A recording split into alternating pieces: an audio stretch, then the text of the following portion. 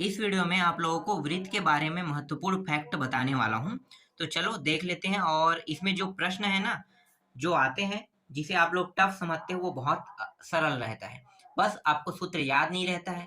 तो याद कैसे करना है, चलो मैं आपको बताता हूँ। आप वृत्त के बारे में कितना कुछ जानते हैं? नहीं जानते होंगे ना। चलो शुरू करते हैं। वृत्त की परिधि कैसे बना होगा? वृत्त की परिधि कैसे बना होगा? तो देखो, ये जो है, ये क्या है? एक वृत्त है। वृत्त बनाते कैसे, ये तो पता है ना, प्रकार की सहायता से आप लोग बना लोगे। तो वृत्त जब बनाते हो तो उस समय ये नुकीले वाले भाग को यहाँ पे गड़ाओगे और शीर्ष वाले भाग को यहाँ पे। तो यहाँ से यहाँ की दूरी को हम क्या कहते हैं? त्रिज्या कहते हैं। इसके बाद इसी तरह से राउंडिंग आप क्या करोगे? गोल एक आकृति बना लोगे। इसी को हम क्या कहते हैं? वृत्त कहते हैं। वृत्त जो है वो 360 अंश का होता है। वृत्त डिग्री में कितने अंश का होता है? 360 अंश का होता है डिग्री में। 360 अंश का। अगर मैं इसे दो हिस्सों में बांट दूं, जैसे कि यहाँ पे एक तो त्रिज्या है, त्रिज्या के बाद आधा ये वाला हिस्सा है, ठीक है, ये डॉट डॉट डॉट करके मैंने इसे इस तरह से कुछ दिखाया है आप लोगों को।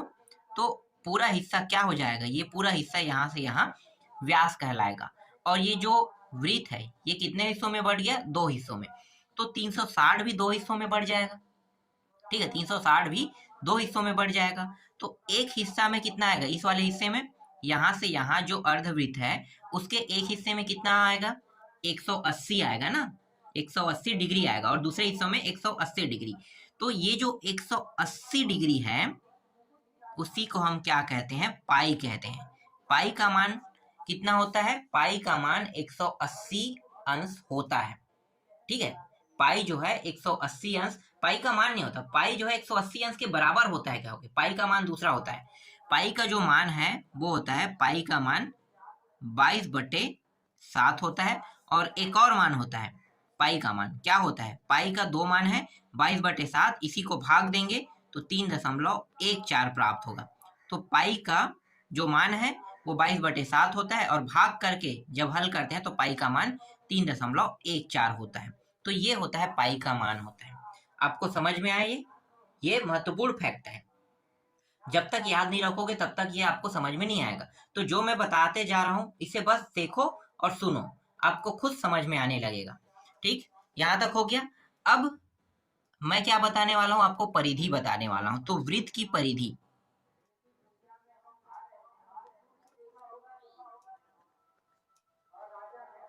परिधि, वृत्त की परिधि, परिधि, इसका सूत्र क्या होगा? तो देखो, ये जो गोल आकृति है ना, इसी को हम क्या कहते हैं? परिधि कहते हैं। तो वृत्त की परिधि का सूत्र कैसे बना होगा?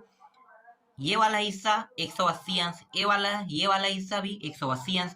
तो दोनों 180 अंश है, और एक 180 अंश को क्या बोलते हैं? पाई। ये पाई हो गया, और ये भी क्या हो जाएगा? पाई हो जाएगा। तो पाई और पाई को जोड़ दो, कितना पाई होगा? 2 पाई। तो यहाँ पे लिखो 2 पाई लिखो। 2 पाई के साथ आप गुणा कर दो किसका? त्रिज्या का। ये जो त्रिज्या है, इन्हीं ने तो वृत्त का निर्माण किया है ना। तो त्रिज्या का क्या कर दो? गुणा कर दो। तो ये निकल जाएगा, वृत्त का परिधि निकल जाएगा। तो वृत्त की परिधि कितना है? 2 पाई आर, 2 पाई आर है। समझ में आ गया? वृत्त की परिधि कितना है? 2 पाई आर है। इस प्रकार से वृत्त की परिधि बना है। अब वृत्त का क्षेत्रफल देख लेते हैं। वृत्त का क्षेत्रफल, वृत्त के क्षेत्रफल कैसे बने होंगे? तो वृत्त के जो क्षेत्रफल है वो, देखो, सेम टू सेम दो मान को कभी नहीं रखते हैं। मैंने आपको आयत वाले टॉपिक में बताया है कि पाई और पाई का कभी गुणा होगा क्या? नहीं होगा। ठीक है, लंबाई के साथ चौड़ाई का गुणा होगा क्या? लंबाई का लंबाई के साथ गुणा होगा? नहीं होगा। मैंने आपको क्या बताया कि सेम सेम, सेम सेम जो उसका मान है उसके साथ गुणा नहीं होगा, असमान के साथ होता है। तो जो पाई है उसके साथ ही गुणा नहीं होगा। तो हम क्या करेंगे? यहाँ पे सिर्फ एक पाई को लेंगे, एक पाई। ठीक है, एक पाई। और आर को 2 बार लेंगे। क्यों? क्योंकि अर्ध, ये क्या है? अर्धवृत्त है, ये अर्धवृत्त है। तो दोनों में त्रिज्या है, तो दोनों के त्रिज्याओं को गुणा कर दो। तो आर का क्या हो जाएगा? वर्ग हो जाएगा। दोनों त्रिज्याओं को गुणा करोगे तो ये हो जाएगा आर का वर्ग। तो ये होता है वृत्त की क्षेत्रफल। ठीक है, वृत्त का क्षेत्रफल पाई आर स्क्वायर होता है वृत्त का क्षेत्रफल। अब बात करने वाले हैं वृत्त की लंबाई पे, बात करने वाले हैं वृत्त की लंबाई। वृत्त की लंबाई, इसी को हम त्रिज्या खंड भी कहते हैं। तो वृत्त की लंबाई का सूत्र क्या होता है? तो ये जो परिधि है ना 2πr, वृत्त की लंबाई कैसे निकालते हैं पता है? वृत्त की लंबाई, इसको हम कहते हैं चाप कहते हैं। देखो ये इस तरह से, यहाँ पे मैंने डॉट डॉट किया ये हिस्सा, ठीक है। यहाँ से यहाँ ये वाला जो हिस्सा है, ठीक है, इस वाले हिस्से में थीटा का मान दिया है, चलो 60 रख लेते हैं, ठीक है। थीटा का मान कितना रख लेते हैं? 60 रख लेते हैं, 60 है। और हमें निकालना है क्या? ये जो ए है और ये बी है, तो यहाँ से जो दूरी है ए से बी की दूरी निकालना है, तो इसी को हम क्या कहते हैं? वृत्त की लंबाई कहते हैं। क्या कहते हैं? वृत्त की लंबाई। अब वृत्त की लंबाई कैसे निकालोगे? इसके लिए सूत्र चाहिए। आपको कुछ घबराने की जरूरत नहीं है। वृत्त की लंबाई निकालने के लिए आपको बस इसका उपयोग करना है, 2πr, 2πr। और ये क्या है? ये थीटा बराबर 60 अंश होता है, तो हम यहाँ पे क्या लिखेंगे? थीटा लिखेंगे, इसके साथ गुणा कर देंगे थीटा। और ये कितने डिग्री का है? 360 डिग्री का। तो ये 360 डिग्री का यहाँ पे हमने गुणा कर दिया। मैं इसे सॉल्व करके भी बताऊंगा, पहले सूत्रों को देख लेते हैं, ठीक है। तो ये तीसरा सूत्र है वृत्त की लंबाई निकालने का। फिर वृत्तखंड, फिर वृत्तखंड निकालते हैं, वृत्तखंड, ठीक है। वृत्तखंड, तो वृत्तखंड का सूत्र क्या होता है? ये जो क्षेत्रफल है ना, क्या है? πr², इसके साथ गुणा कर देंगे थीटा पान 360 अंश का। बस थीटा पान 360 का इसके साथ गुणा कर देंगे तो वृत्त का खंड निकल जाएगा। चलो अब सभी को हल करके देख लेते हैं, जो आपका डाउट है ना वो क्लियर हो जाएगा, ठीक है। डाउट क्लियर करते हैं हम। तो सबसे पहले हम वृत्त की परिधि, तो यहाँ पे इसका मान मैं कितना रख लेता हूँ? आर का मान मैं यहाँ पे 21 रख लेता हूँ, ठीक है। आर का मान मैं 21 रख लेता हूँ। अब हल करते हैं, ठीक। तो देखो पहला प्रश्न, यहाँ पे r का मान दिया हुआ है, कितना दिया है? 21, यही बस दिया है। और हम निकालने वाले क्या है? परिधि का मान। तो यहाँ पे मैं लिख लेता हूँ परिधि।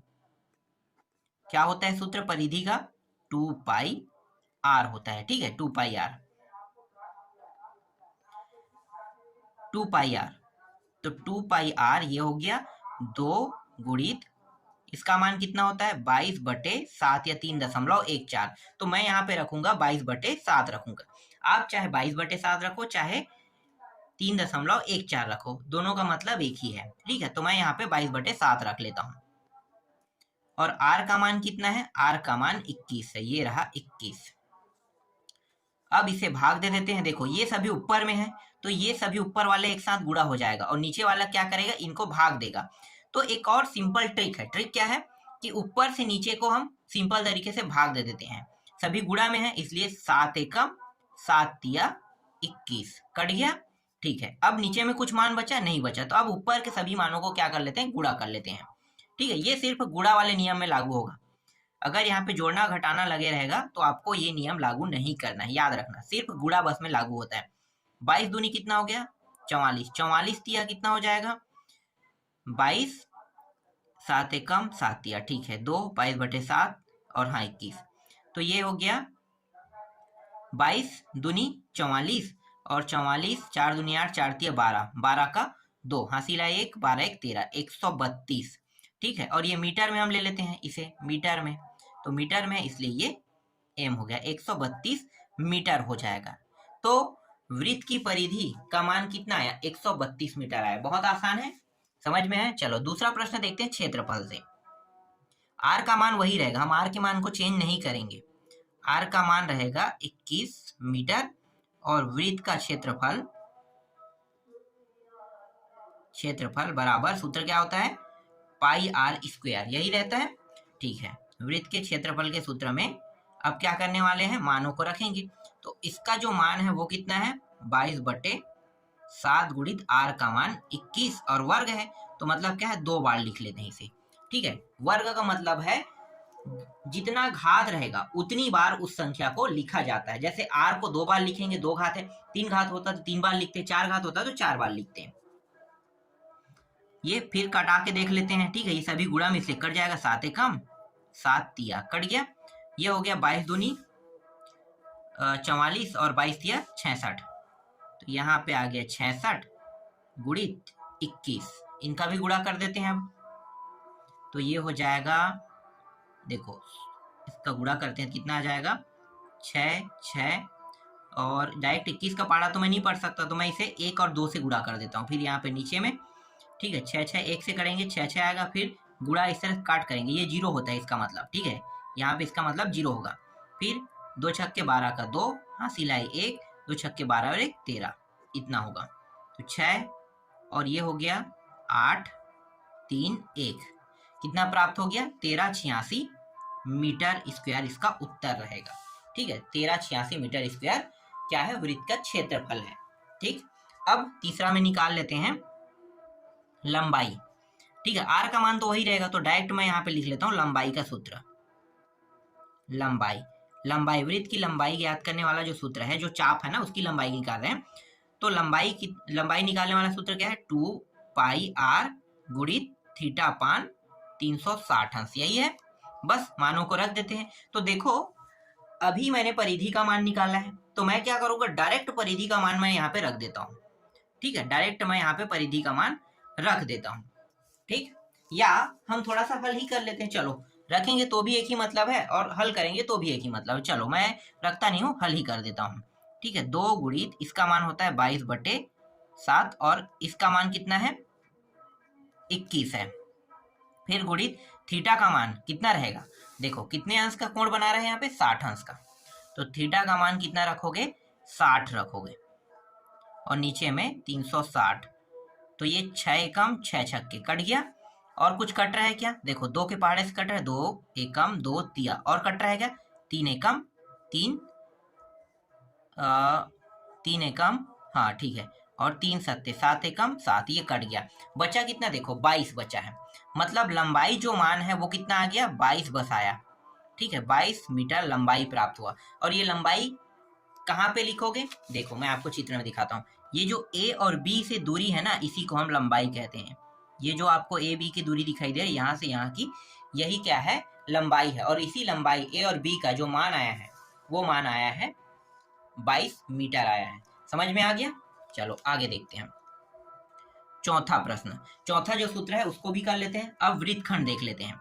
ठीक है, वृत्तखंड का सूत्र क्या है, पाई आर स्क्वायर थीटा अपान 360। ठीक है, ये गुणा में है 360। चलो यहाँ भी मान रख लेते हैं, तो इसका मान होता है 22/7, इसका मान हम रखेंगे 21 गुणित 21, 2 बार है इसलिए थीटा अपान 360, मतलब ये 60 रहेगा और ये 360 रहेगा, ये एकम बार में और ये 6 बार में।